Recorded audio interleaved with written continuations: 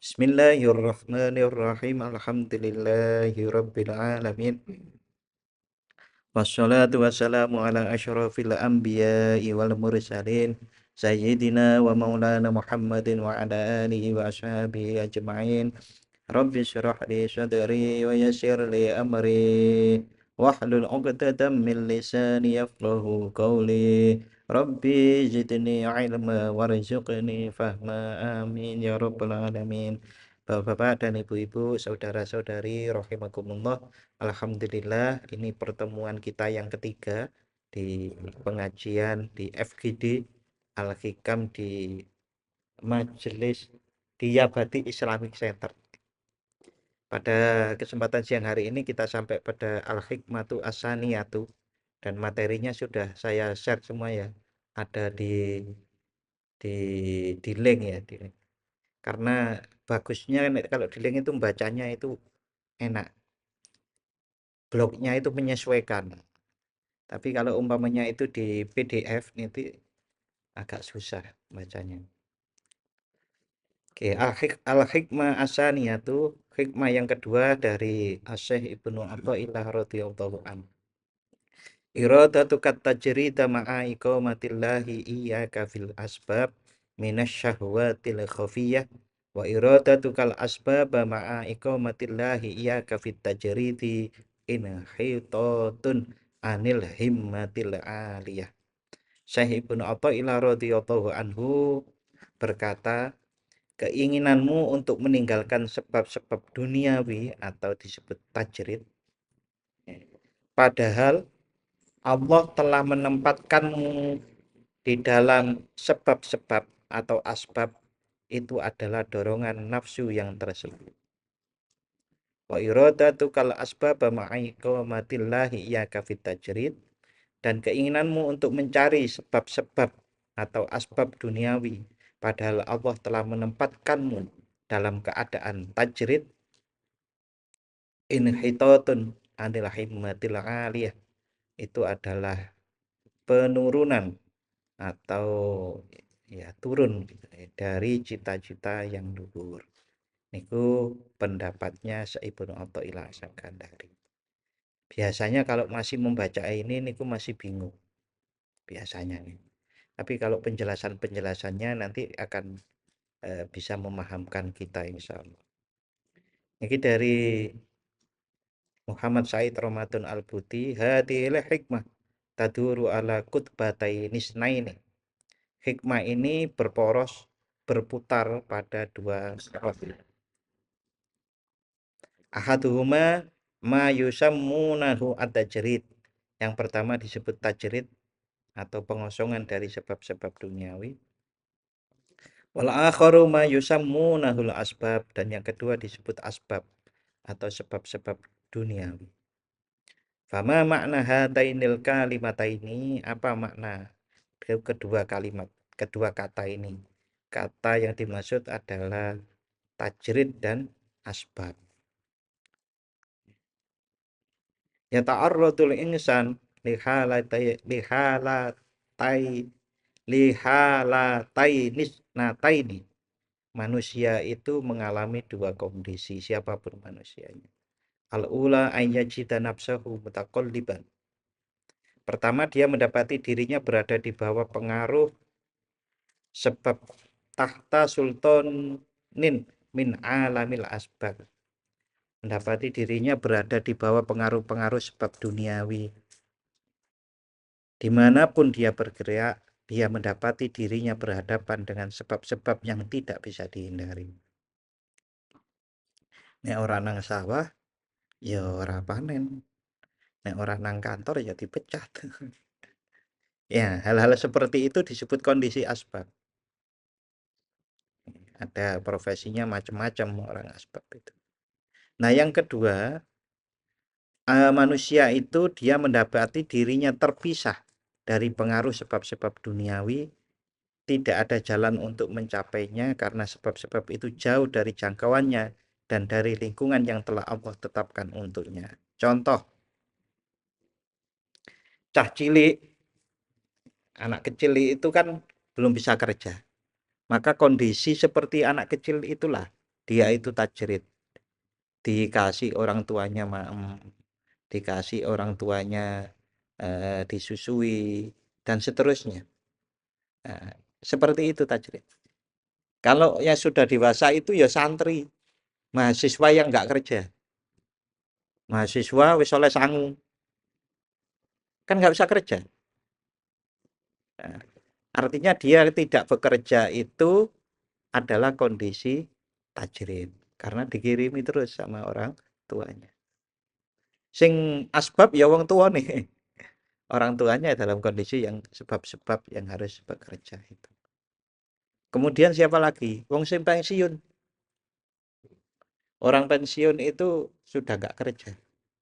Jadi dia tidak melakukan sebab-sebab duniawi untuk menerima rezekinya. Kiai, ya belum tentu. Ndelok kiai ini. Umpamanya kiai ini orang pengajian reno-reno, gak ono sing nyangoni. Anwar Zahid kan 30 juta, umpamanya begitu. Nah, itu masih asbab. Tajrid itu kalau kiai zaman dulu itu ya di rumah, kebanyakan di rumah, dia bukan penceramah panggung kemana-mana gitu. Ya ada aja orang datang kemudian nyangoni gitu. Itu tajrid. Nah, yang dibahas dalam hikmah ini adalah kalau ada orang dalam posisi asbab kemudian pingin tajrid,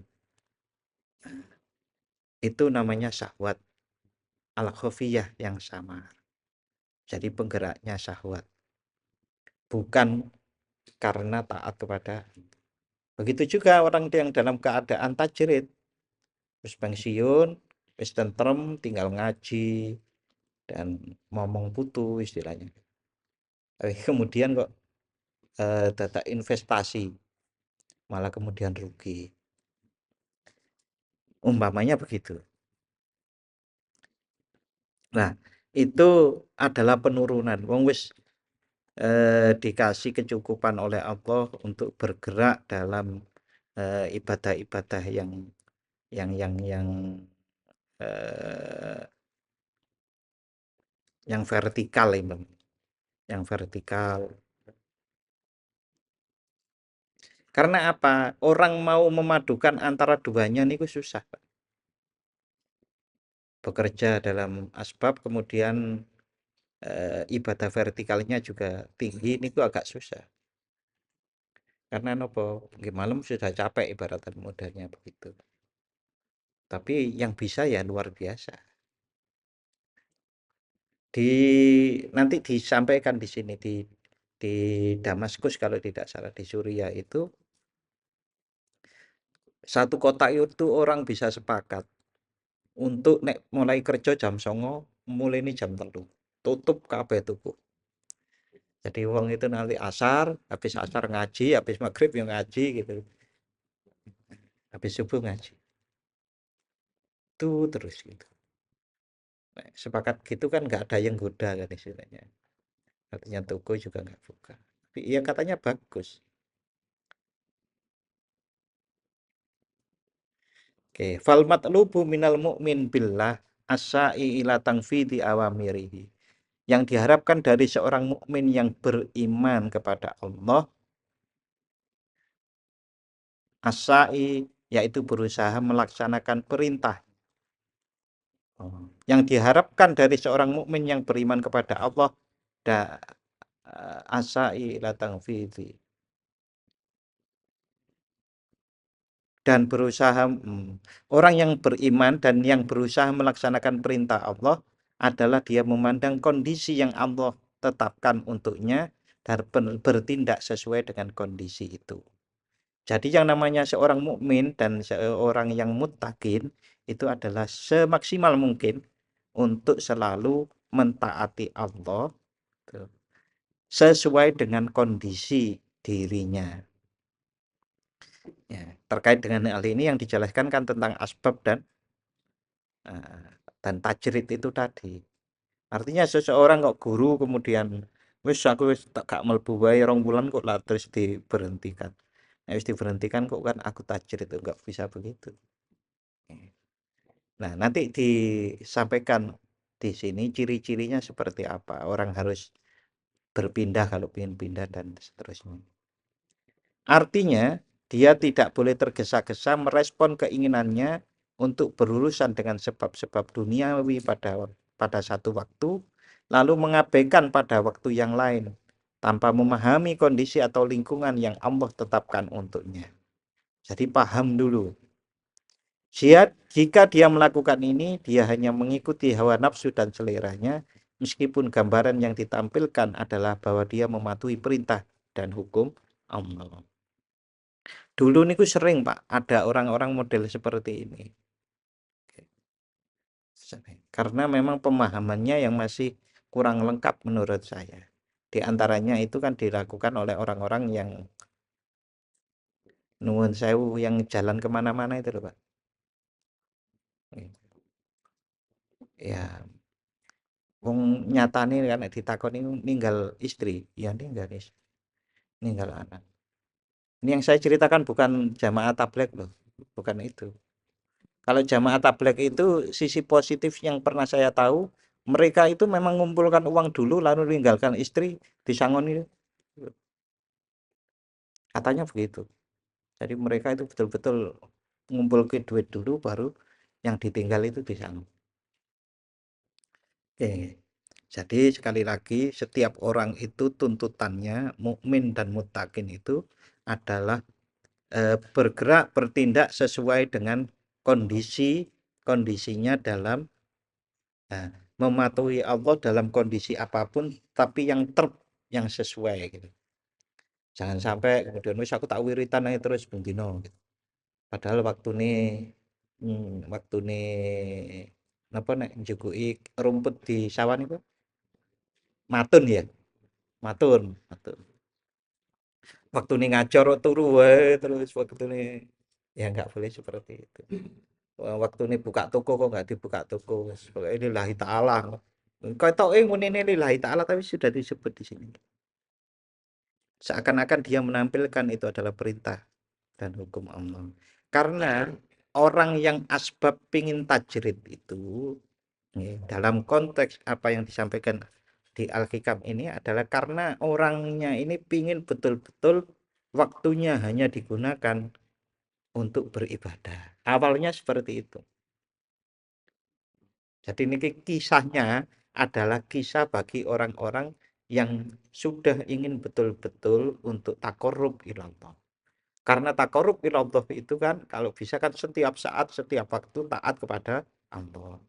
Nah, jalannya yang mereka kira itu adalah wiritan baru subuh sampai suruk suruk terus sholat isyrok terus baru nu nggak sholat duha baru nu terus baru nu duhur koilulah terus duhur ya kalau nggak punya kerjaan ya nggak masalah gitu malah kalau nggak punya kerjaan saya sarankan seperti itu sebagaimana saya nyarankan malam Jumat kemarin kepada dua atau tiga orang ya dua orang ya jenengan tahu ya Pak Sri ya nek gak kerja poso sih lah kan gitu ya, seperti itu artinya sesuai dengan kondisinya nek yudo ya kudu kudu dodolan kan kan sudah ada jalurnya tilka hiya satu makna hadil hikmah. Itulah ringkasan makna dari hikmah ini. Namun walakin fal nufat fal nufasil. Namun mari kita perinci. Mari kita uraikan lebih lanjut dalam konteks situasi nyata yang kita hadapi sehari-hari. Bahasa Arabnya enggak saya baca semuanya gitu. Itu aja untuk nandai sampainya sini. Wal nabda bitahlili syatril awal minha. Mari kita mulai dengan menganalisis bagian pertama dari hikmah ini. Apa bagian yang pertama? Iradatu tajrida ma'a iqamatillahi iyyaka fil asbab minasyahwatil khafiyah. Keinginanmu untuk meninggalkan sebab-sebab duniawi atau tajrid padahal Allah telah menempatkanmu di dalam sebab-sebab di dalam makom asbab itu adalah dorongan nafsu yang tersembunyi. Misalnya, seorang pria yang Allah telah percayakan tanggung jawab untuk mengurus keluarga, Allah telah memberinya istri dan kemudian memberinya anak-anak. Dengan demikian dia dikelilingi oleh sebab-sebab yang memanggilnya untuk mencari rezeki dan bekerja keras untuk mencapainya. Bayangkan jika orang ini yang berusaha mencapai tingkat kesalehan dan ketakwaan serta menuju puncak tauhid dan tawakal kepada Allah berkata dalam hatinya, aku tidak perlu pergi ke pasar dan bekerja untuk mencari rezeki karena aku yakin dengan firman Allah Ta'ala. Fabtahu indallahir rizqa. Maka carilah rezeki di sisi Allah. Macul langit terus, gak pernah macul sawah. Macul langit terus. Astagfirullahaladzim. Astagfirullah. Ini Quran surat Al-Ankabut. Dan aku yakin bahwa semua sebab-sebab materi adalah tentaranya di tangan Allah. Jadi aku akan memutuskan diri dari urusan dunia dan pasar untuk beribadah kepada Allah yang maha tinggi. Itu yang di dalam kurung, yang berusaha mencapai tingkat kesalehan dan ketakwaan serta menuju puncak tauhid dan takwakal kepada Allah. Ibadah terus.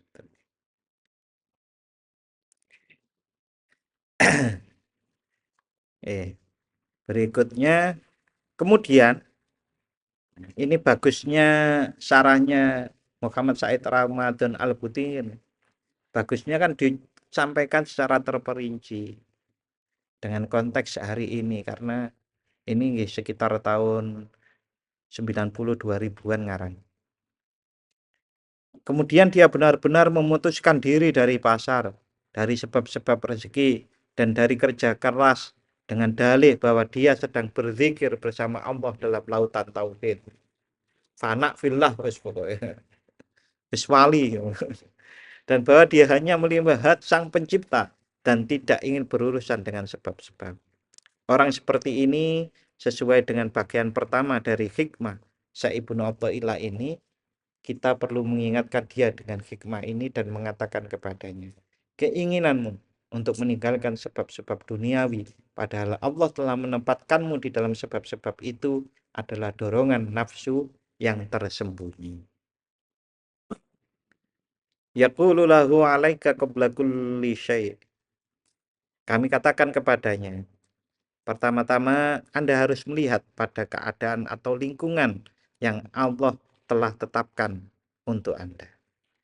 Allah telah menempatkan Anda di bawah kekuasaan sebab-sebab duniawi ketika Allah menjadikan Anda seorang suami bagi seorang istri, dan ketika dia menjadikan Anda seorang ayah bagi anak-anak, serta menempatkan di pundak Anda tanggung jawab untuk menafkahi mereka semua.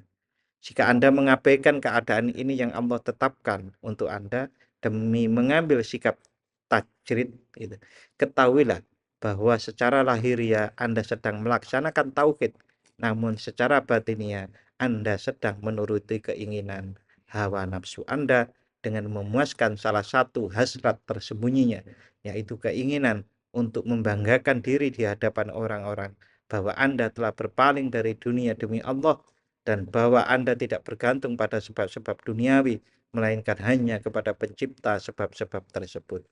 Ini adalah kesalahan besar dan berbahaya dalam timbangan agama dan syariatnya. Gampang dipaham, gitu. Secara lahiriah Anda sedang melaksanakan tauhid, namun secara batiniah Anda sedang menuruti keinginan hawa nafsu dengan memuaskan salah satu hasrat tersembunyi. Keren ya. Kalau di syarah yang lain, di syarah Iqadul Himam yang ditulis oleh Ibnu Ajibah. Jadi yang namanya tajrid itu bisa dibagi menjadi tiga. Ada tajrid batin, ada tajrid lahir, ada tajrid lahir dan batin. Nah, jenengan nanti aja ya. Jenengan back gitu. Itu saya upload juga di atasnya yang ini. Kalau link yang jenengan buka kan langsung ke Said Ramadan Al-Buti. Nah, jenengan back atau diklik almuslimuna blogspot.com saja, nanti akan dapat yang syarah Ibnu Ajibah paling atas. Tajrid lahir adalah meninggalkan sebab-sebab duniawi dan melampaui kebiasaan fisik. Tajrid batin adalah meninggalkan keterikatan jiwa dan hambatan imajinatif. Keduanya bersama-sama berarti meninggalkan keterikatan batin dan kebiasaan fisik. Tajrid lahir menghalangi anggota tubuh. Tajrid lahir itu adalah menghapuskan, membersihkan tubuh dari ketaatan kepada Allah. Jadi umpamanya lahir ini diusahakan suci. Suci. Nah, itu kan sebagian dari ketaatan kepada Allah. Ini lahir. Kalau tajrid batin itu adalah meninggalkan segala sesuatu yang menghalangi hati dari kehadirannya bersama Allah. Berarti wirid iksan terus, merasa diawasi oleh Allah terus. Untuk seseorang itu biar bisa mendidik dirinya merasa diawasi oleh Allah terus, diantaranya dengan zikir terus menerus itu, menyebut nama Allah. Nah, berarti kalau tajrid lahir batin itu berarti ya ketakwaan yang sempurna itu. Takwa yang sempurna itu dalam pengertian didasari ketaatan kepada Allah, keimanannya itu menuntunnya ikhlas beribadah kepada Allah, tubuhnya dipakai untuk mengaktualisasikan itu. Ini kalau di syarah yang Ibnu Ajibah. Kita balik ke syarahnya Syekh Muhammad Said Ramadan Al-Buti. Wan nahju as-sahih fi awamirillah wa hukmihi. Jalan yang benar dalam mematuhi perintah dan hukum Allah adalah dengan menyadari bahwa ketika Allah menjadikan Anda sebagai kepala keluarga, Dia telah memberi tanggung jawab untuk menafkahi mereka. Dan keadaan ini Anda berurusan dengan Allah bukan demi diri Anda sendiri, berdasarkan keyakinan pribadi Anda terhadapnya untuk kepentingan diri Anda sendiri, melainkan Anda berurusan dengan Allah demi keluarga Anda, istri Anda, dan anak-anak Anda. Jika Anda mengklaim memiliki keyakinan kepada Allah untuk diri Anda sendiri yang membuat Anda berpaling dari dunia dan sepenuhnya beribadah dan taat kepadanya, dengan hak apa Anda menyeret istri dan anak-anak Anda ke dalam keyakinan asketisme yang telah Anda pilih untuk diri Anda sendiri? Jadi anak istrinya dibiarkan tidak dinafkahi. Kan banyak yang seperti itu. Kalau sekarang itu sebaliknya. Dulu banyak seperti itu, kalau sekarang sebaliknya. Dijak golek dunyong terus gak tahu dijak ibadah. Nek saiki loh, zaman saiki. Menurut saya lebih banyak yang itu. Nah, kalau dulu nih kan ada wong tua gitu. Ya wis, ya wallahu alam ya. Kalau secara lahir memang terlihat memang betul-betul mereka itu tidak mendapatkan pemasukan. Yang saya lihat itu. Tapi yang nggak tahu kalau memang mereka dikirim oleh anak-anaknya. Kul lihadzal insan, kalau ada orang yang seperti ini, seperti apa? Dua keluarga tapi diterlantarkan dengan dalih beribadah. Apakah jamaah tablik bisa seperti itu? Bukan jamaah tabliknya, menurut saya. Personnya, kalau kita biasanya bilang itu oknumnya. Oknum. Nah, ada nggak umpamanya? Orang bekerja terus duitnya akeh tapi anak istrinya diterlantarkan, duitnya nggak pernah dikasih. Ya bisa jadi ada. Intinya adalah kondisinya, bukan orang siapanya.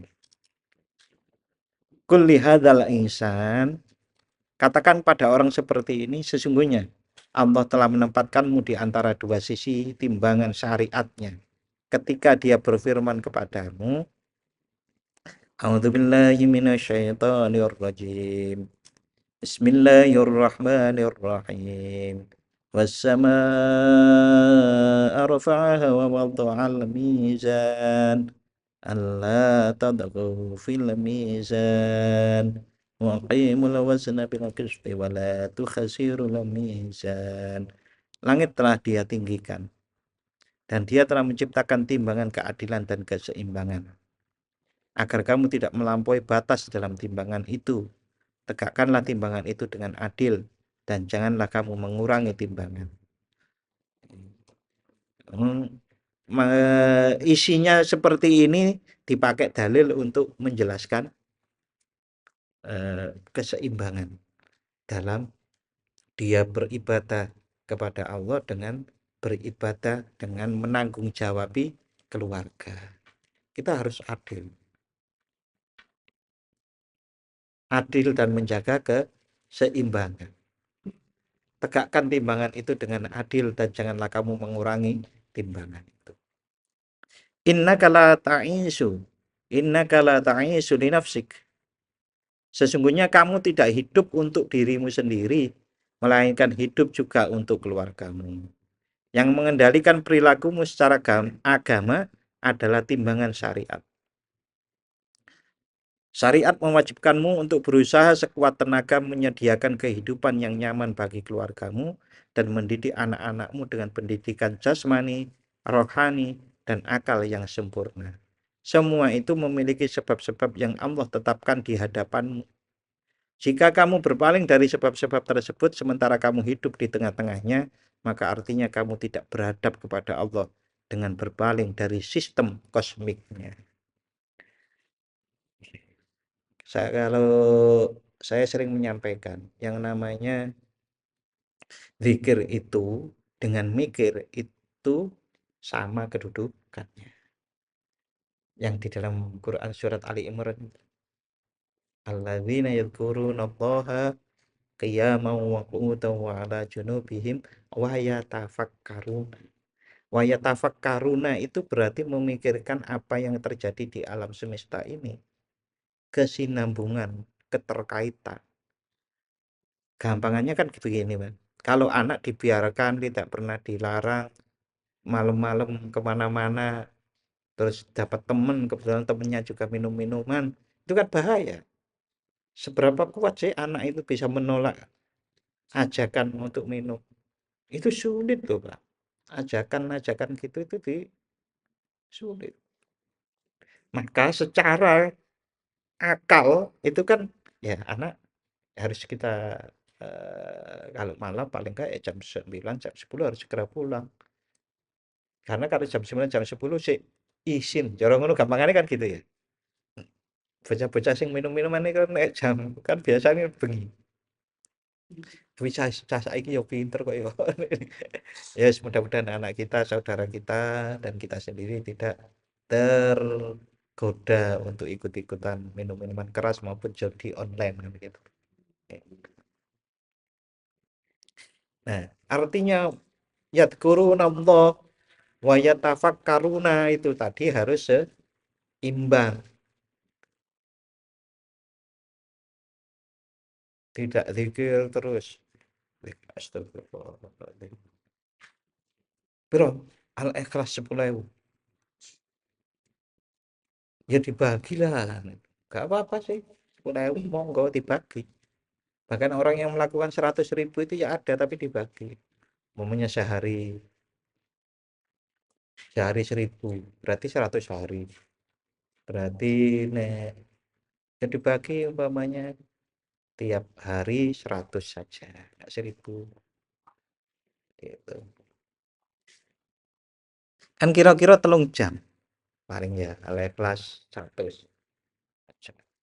Kan ada Pak baca Al-Ikhlas 100 itu untuk apa sih? Itu namanya zikir fida. Fida itu menebus jiwa kita itu 100.000, menebus jiwa kita agar kemudian bisa diajak untuk lebih baik itu adalah dengan diresiki dulu, dibersihkan dulu, membersihkannya 100.000. Pak, bisa nggak diringkas jadi cuma 100 saja? Bisa. Bisa nggak Pak diringkas jadi satu? Bisa. Caranya gimana? Nah, caranya harus khusyuk. Sing pol itu. Yang khusyuk itu bisa melampaui 100.000 itu. Bagaimana caranya khusyuk? Caranya khusyuk sudah ditunjukkan oleh Allah. Tafakkur. Tafakkaru sa'atan, bertafakkur satu saat itu lebih baik daripada ibadah 60 tahun. Kan ada hadisnya. Tafakkur yang apa? Tafakkur mengenal Allah dan kemudian kalau disebut nama Allah itu bergetarlah hatinya, bergetarlah jiwanya. Yang muncul adalah rasa cinta atau rasa takut atau rasa harap terus atau rasa malu. Allah gitu. Ya itu contoh-contoh seperti Rasulullah waktu dikejar Suraqah bin Malik, sudah Rasulullah sudah diangkat pedang gini, siapa yang menolongmu? Allah. Guling kok Pak. Kalau dulu di pondok saya itu terkenal ada namanya Mbah Soikah. Mbah Soikah itu masih mbahnya Mbah Wahab. Mengapa kok namanya Mbah Soikah? Soikah itu nopo Pak? Bahasa Indonesia. Soikah. Soikah itu bentaan. Mbah Soikah. Dulu pas kalau perang-perang dengan Belanda itu senenganin bentak. Guling ya Pak. Ya kalau secara normal sekarang seperti kalau sekarang ya tenaga dalam itu. Margaloyo ya Pak Farid kan. Itu kan bisa toh. Bentak orang kan ya bisa guling tenang. Semakin besar guling 10, semakin besar guling 1. Sampai saya ya wis kakean angel. Itu. Ada Pak, ya ada. Memang ada. Oke, Allah berfirman kepadamu setelah dari sistem kosmiknya itu tadi. Allah berfirman kepadamu, jalanmu untuk merawat keluargamu adalah dengan menempuh sebab-sebab. Jika kamu berkata, tidak, saya tidak menempuh sebab-sebab, tetapi langsung meminta kepadamu. Maka Allah akan menjawab, tinggalkanlah keinginanmu untuk langsung menuju kepadaku, dan tempuhlah jalan yang telah aku perintahkan kepadamu. Berilah ke pasar, pergilah ke pasar, bekerja, berusaha, berdagang, bercocok tanam. Tempuhlah jalan-jalan yang telah Allah buka di hadapanmu. Itu adalah jalan yang wajib kamu lalui. Niku nek bapak. Sekarang kalau dilanjutkan kan kemudian nek wis dadi dosen, dadi guru, dadi petani, dadi kontraktor, dari asal jangan jadi provokator ya. Kan itu punya tanggung jawab. Faida ja'a may yaqul. Jika ada yang bertanya, lima adalah asbab, mengapa harus menempuh sebab-sebab? Karena saya adalah bersama pencipta sebab-sebab. Saya sudah bersama pencipta sebab. Mengapa harus menempuh sebab? Maka kami katakan kepadanya, dalam keadaan ini di mana Allah telah menempatkanmu, kamu telah berperilaku tidak sopan kepadanya, hanya untuk memuaskan hasrat tersembunyimu. Sebagaimana yang dikatakan oleh Syekh Ibnu Athaillah radhiyallahu an, semoga Allah merahmatinya.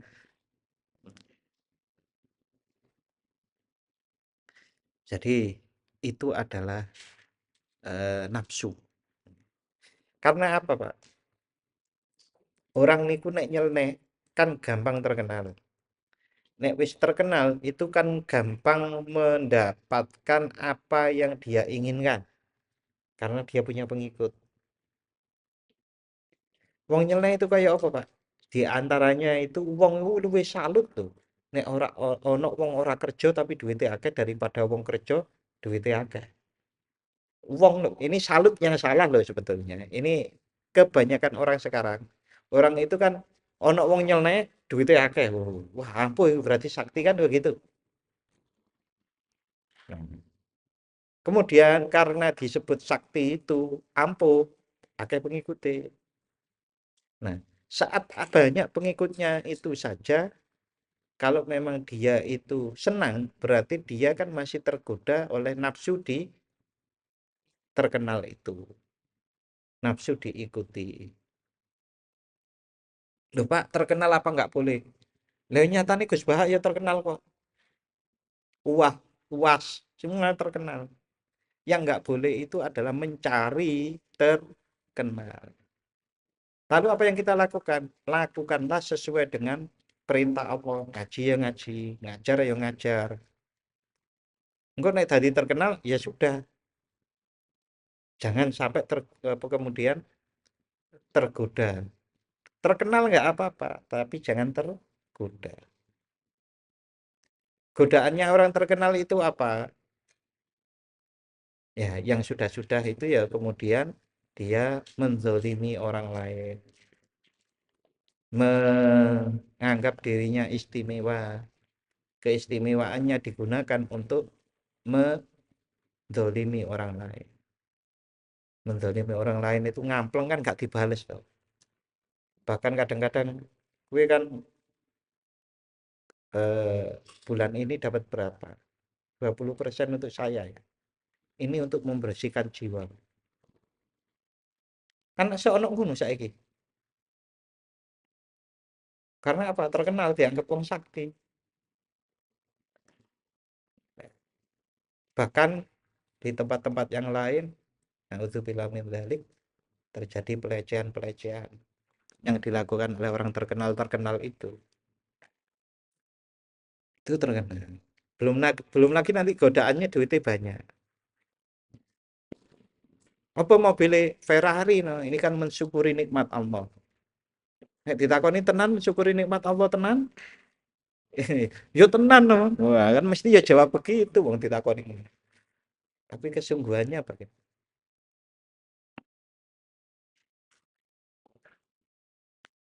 Berikutnya walihadzal laun minal infirofi, dan untuk jenis penyimpangan ini ada banyak contoh nyata dan berbagai model. Mari kita sebutkan beberapa contoh. Seorang pria yang memiliki keluarga dan anak-anak bekerja di pasar, tetapi ketika dia pulang ke rumah, dia langsung menuju ke sudut ruangan yang dia persiapkan untuk beribadah di rumahnya, tanpa menoleh ke kanan atau ke kiri setelah memberikan salam biasa kepada orang-orang di sekitarnya. Dia langsung membaca Al-Quran atau menghadap kiblat untuk sholat sunnah dan nawafil lainnya, tanpa bercengkerama dengan istrinya yang menantinya dan anak-anaknya yang berada di sekitarnya. Kan ketok api, Pak. Tapi itu salah. Wong dia punya tanggung jawab untuk berinteraksi dengan keluarganya. Nah, saiki kan malah lain, malah susah. Sing diwaca dudu Quran, malah HP nonton YouTube nang pojokan. Sehingga tidak menyapa istri, tidak menyapa anaknya. Nggih, kalau saya ya paling enggak nek bar maghrib kae diusahakan makan bareng lah, ngobrol lah. Paling enggak anaknya teko sekolah itu ya ditakon apa pelajarannya. Padahal takone ngono wae bendina gak ono takonan liyane ta. Yo ngarang lah ben ono takonan liyane.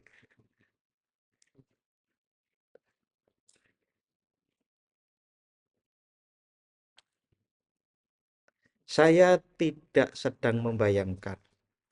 Saya sedang menggambarkan kenyataan. Ini Muhammad Said Ramadan Al-Buti. Saya tidak sedang membayangkan. Beliau meninggalnya 2013. Berarti HP sudah banyak ya. Saya tidak sedang membayangkan. Saya sedang menggambarkan kenyataan. Apa hukum syariat mengenai tindakan ini? Hukumnya adalah apa yang dikatakan oleh Syekh Ibnu Athaillah As-Sakandari. Dia nurutin nafsu. Seakan-akan zikir, ngaji, sholat, dan seterusnya.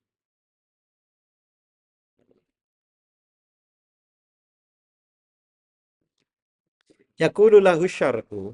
Syariat berkata kepada orang ini, hai seandainya kamu hidup sendirian tanpa istri, anak atau kerabat, dan rumahmu seperti gua yang kamu masuki tanpa ada seorang pun yang harus kamu sapa, maka sah-sah saja bagimu untuk berbuat demikian. Karena Allah tidak membebani pundakmu dengan tanggung jawab siapapun. Namun karena Allah telah menempatkanmu di dunia sebab akibat dan membebanimu dengan tanggung jawab ketika dia menjadikanmu kepala keluarga, maka dia juga telah menugaskanmu dengan serangkaian perintah syariat yang termasuk dalam makna keseimbangan yang diwajibkan Allah atasmu. Yeah.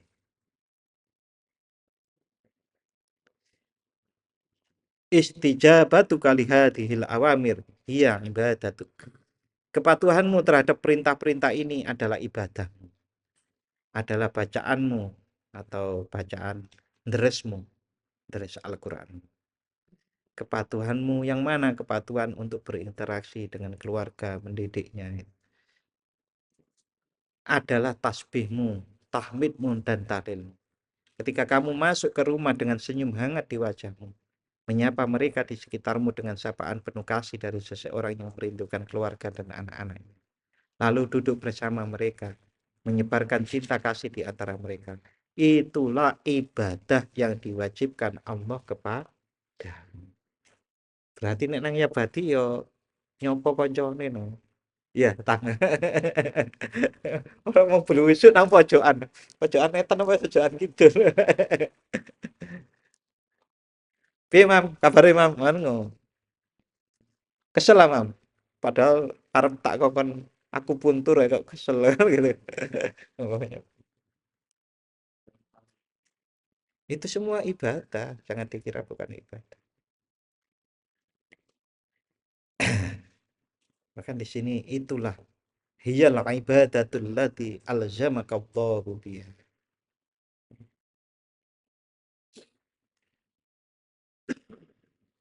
Asyuratu suratud dunya tata'amalu biha. Penampilannya adalah penampilan dunia yang kamu jalani. Oh, seakan-akan berinteraksi guyu-guyu sama anak istri sama teman itu seakan penampilan dunia. Dan hiburan yang kamu nikmati. Namun di balik penampilan dunia seperti ini ada ibadah yang mendekatkanmu kepada Allah. Karena Allah telah menempatkanmu dalam keluarga ini di dunia sebab akibat atau asbab. Oleh karena itu, dia juga telah membebanimu dengan aturannya. Jika kamu berkata, sebaliknya aku akan melompat melewati interaksi dengan sebab-sebab yang tidak memiliki kenyataan di hadapan kekuasaan dan kehendak Allah. Dan aku hanya akan berurusan dengan Sang Maha Penyebab. Dengan hanya berdoa kepada Allah dalam sujud. Agar dia memberi kemuliaan kepada istriku, memberinya kebahagiaan, dan membuatnya tidak membutuhkan interaksi dan perhatian dariku. Maka ini adalah kurangnya adab darimu terhadap Allah yang Maha Kuasa. Ini menungso macam-macam kan enten sing ngeyel kayak ngono.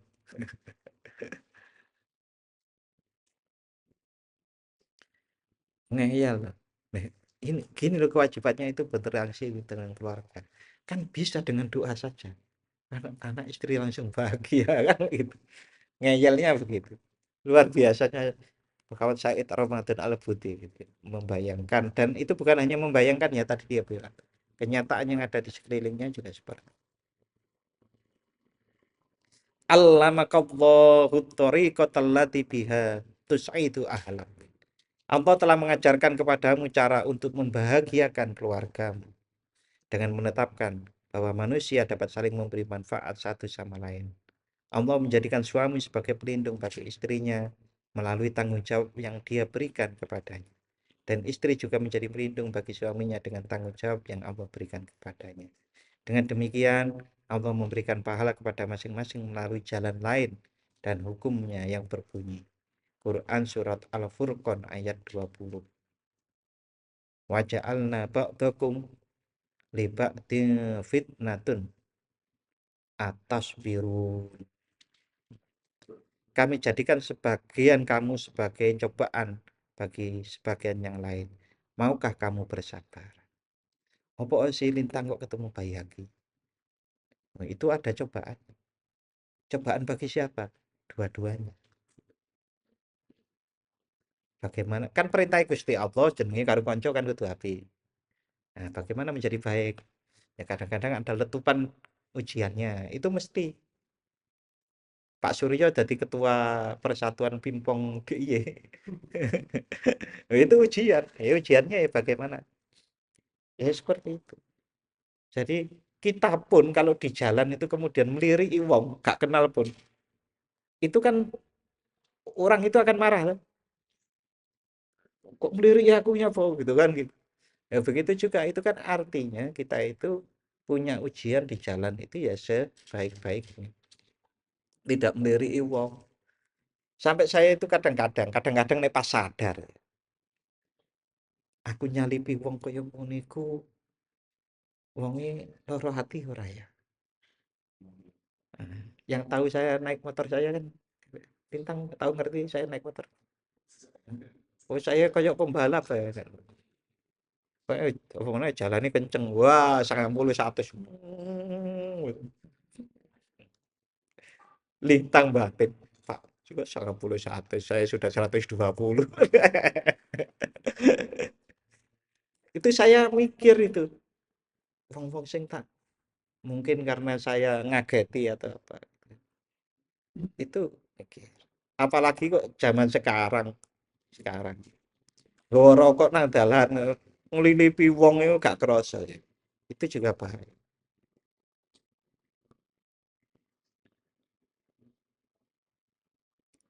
Berikutnya, seandainya Allah menghendaki, dia bisa saja memutus hubungan ini sehingga tidak ada suami yang membutuhkan istri dan tidak ada istri yang membutuhkan suami. Karena seluruh kekuasaan sebab-sebab ada di tangannya. Hal yang sama berlaku antara orang tua dan anak, serta hubungan pelayanan yang dilakukan manusia satu sama lainnya. Ini adalah hukum yang Allah tetapkan untuk menguji manusia satu sama lain. Sehingga hubungan ini menjadi sumber pahala ketika dipelihara dengan baik dan menjadi sumber hukuman ketika diabaikan dan tidak diperhatikan. Berikutnya, faidah ja'a mayyakul. Jika ada yang berkata, aku serahkan perhatian ini kepada Allah yang memegang segalanya. Dan aku akan menghindari urusan duniawi yang membuatku jauh dari wirid dan ibadahku. Maka tidak diragukan lagi bahwa sikap seperti ini mencerminkan kurangnya adab kepada Allah dan kritik terhadap sistemnya yang telah dia tetapkan untuk diikuti oleh hamba-hambanya. Sistemnya ini bahasanya di sini. Tadi bahkan disebut sistem kosmik. Nah, itu kan alam semua. Artinya ya pikiran itu harus kita gunakan sebaik-baik.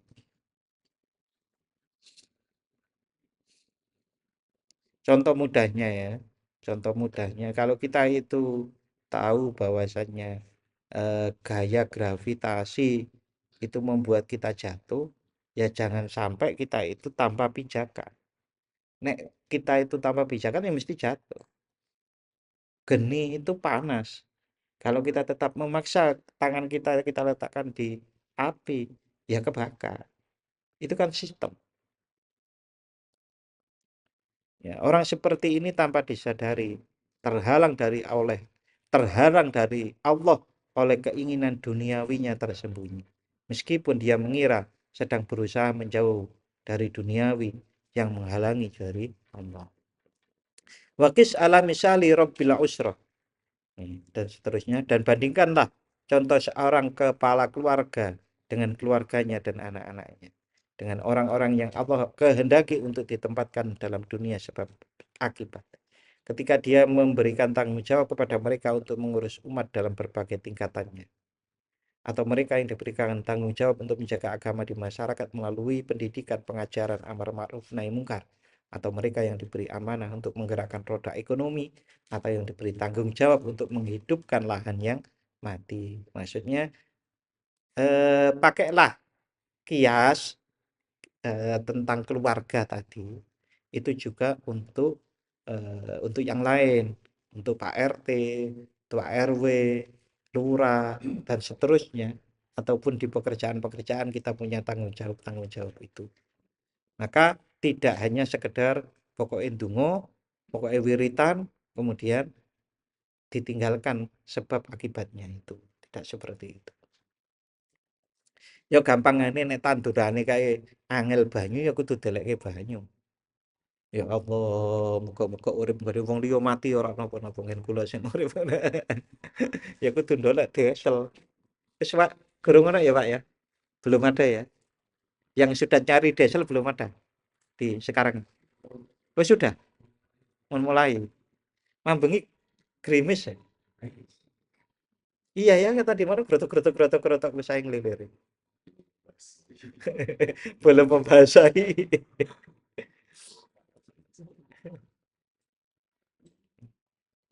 Haula'i wa amsaluhum. Orang-orang ini dan yang serupa dengan mereka yang Allah tempatkan dalam dunia sebab akibat, yakni menjadikan mereka sebagai sarana untuk mencapai tujuan.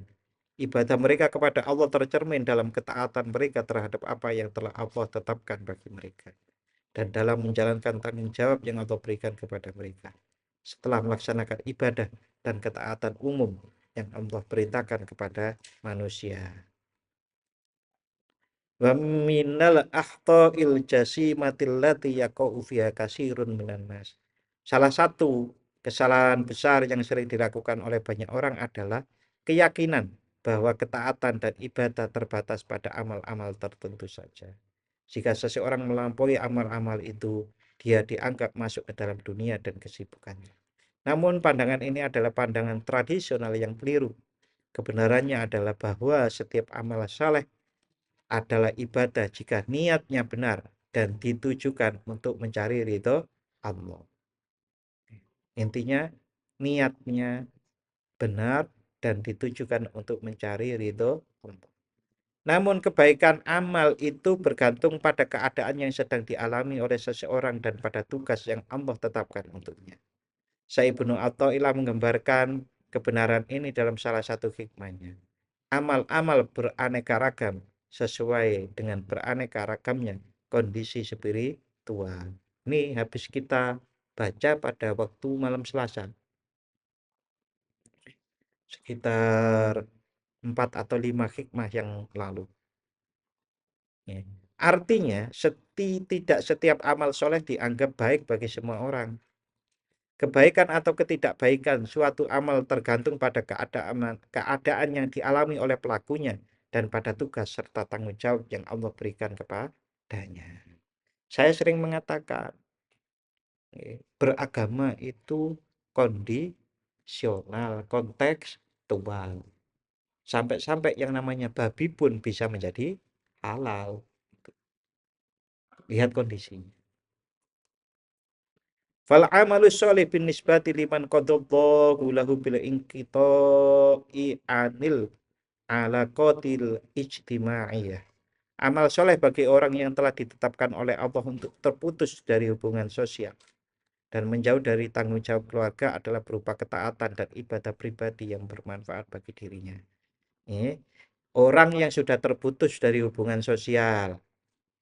Contoh, nang desa iku ya mung ngono dheke karo keluargane, mungkin karena yang lain sudah transmigrasi atau umpamanya nuwun sewu, nuwun sewu, wong sepuh sing wis eh, kecukupan makan dan lain-lain tinggalnya, kemudian anak-anaknya juga sudah hidup sendiri, kan ya sing dilakoni ini tadi adalah berupa ketaatan dan ibadah pribadi ya seperti sholat sunnah, puasa, zikir dan seterusnya itu. Sedangkan amal soleh bagi seseorang yang Allah tetapkan untuk memikul salah satu tugas politik atau sosial adalah dengan melayani umatnya melalui pelaksanaan tugas yang dipercayakan kepadanya dengan sebaik-baiknya. Ya. Jangan keliru. Nek keliru kan begini. Saya melaksanakan tugas politik saya melaksanakan tugas kemasyarakatan saya, karena kalau tidak seperti itu, nanti maka saya dielek-elek wong. Kan berarti niatnya bukan karena Allah. Jadi seseorang kalau ditaruh oleh Allah jadi ketua RT, ketua RW, ataupun ketua partai gitu. Berarti ibadahnya adalah mengurusi partainya, mengurusi RT-nya, mengurusi RW-nya dengan sebaik-baiknya. Itu ibadahnya. Jadi yang berangkat duluan apa? Niatnya itu. Karena Allah memerintahkan saya harus berbuat baik, saya baik. Oke, niki contoh kelanjutannya. Amal soleh bagi orang yang diberi tanggung jawab menjaga perbatasan atau menanggulangi ancaman musuh adalah dengan menjalankan tugasnya dengan ikhlas. Begitu pula seterusnya. Namun kita tidak boleh melupakan bahwa ada ketaatan yang wajib yang dan berlaku untuk semua golongan. Semua golongan wajib meskipun keadaan dan pekerjaan mereka berbeda. Seperti sholat, sholat wajib, puasa serta ibadah dan zikir dasar. Itulah makna bagian pertama hikmah Ibnu Athaillah. Itulah makna bagian pertama hikmah Ibnu Athaillah yang kedua, hikmah yang kedua. Jadi ini penjelasan terhadap hikmah yang kedua kalimat yang pertama, yaitu yang berbunyi iradatu tajrid ma'a iqamatillahi iyyaka fil asbab minasyahwatil khafiyah. Keinginanmu untuk melepaskan diri dari keterikatan dengan dunia, sebab akibat atau sistem, padahal Allah telah menempatkanmu dalam sebab-sebab dunia berasal dari syahwat yang tersembunyi. Amma syatrusani minha.